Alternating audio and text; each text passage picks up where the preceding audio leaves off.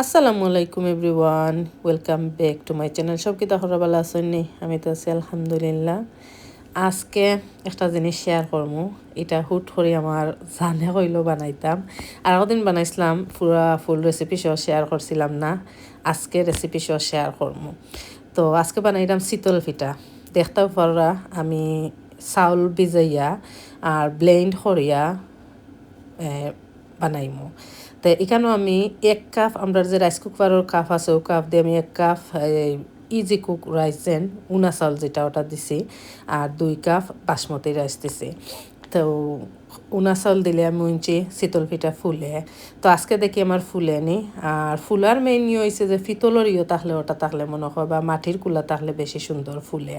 তারপরে আর ওদিন বানাইছিলাম, আলহামদুলিল্লাহ ফুলছে না, বা টেস্ট শীতল পিঠার লাহান জিলাওয়া লাহানো টেস্ট কিন্তু কম হয়েছে না।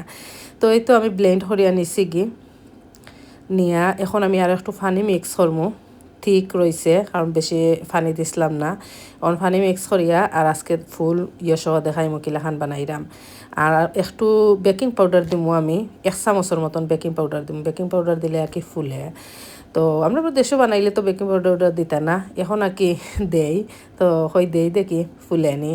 আর তো লবণ আর কিচ্ছু নাই এটার মাঝে। আমি ফ্রেশ চাউল ব্লেন্ড করিয়া নিছি। অনেকে দেখছি আমি যেন গুড়ি কিনতে মিলে ও গুড়ি দিয়েও বানাইন। তো আমি ফ্রেশ চাউল দিয়ে বানাই ব্লেন্ড করিয়া, ব্লেন্ডার দিয়া। তো দেশের লাহান পুরা মজা হইব আর কি।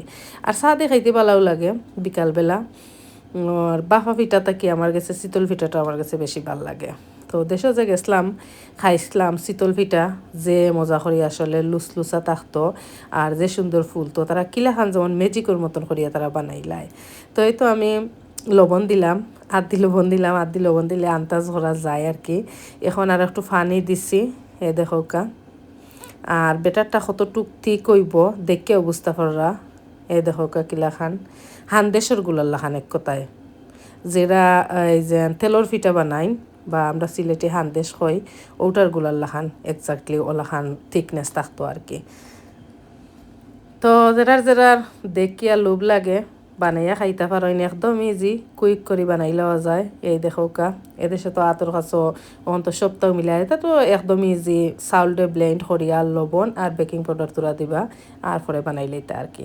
তো ভালো লাগে খাইতে। এখন দেখলাম আমার কাছে আরও একটু ঠিক হয়ে গেছে, তো আর একটু পানি দিলাম আর কি। এই দেখো কা কতটা থিকনেস।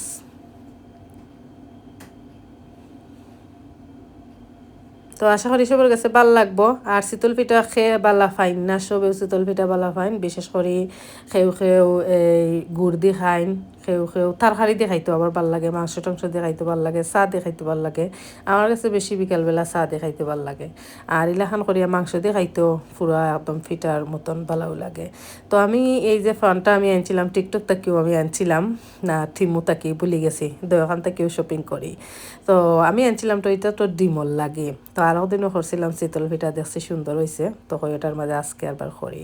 তো একটু তেল দিলাম, দিয়া একটা টিস্যু দিয়া কি যেমন তেলটা আমি লাগাই নিলাম। এটা তো এমনিও ননস্টিক উঠে যায়, তারপর আমি একটু তেল দিয়া একটা টিস্যু দিয়ে আমি সবটার মাঝে একটু তেল ব্রাশ করিয়া নিছি। এখন দেখো ফুল একবারে বরিয়া দিলাম না, যদি ফুলে আর কি তো ফুলিয়া উঠবো। কতখান দিলাম দেখে অবস্থা করলাম।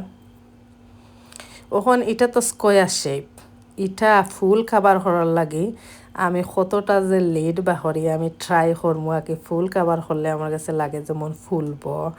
তো তার বাদেও ঠিক আছে আলহামদুলিল্লাহ। এই দেখো এটা পুরা ফুলের গুড়ের না, খাবারও না কি, কারণ রাউন্ড শেপ হইলে খাবার হয়ে গেল না। এটা তো স্কোয়ার শেপ। আর একটা আনিয়া ট্রাই করলাম, এটাও গুড়ের না। এখন আরও বড় একটা দিক গরমু।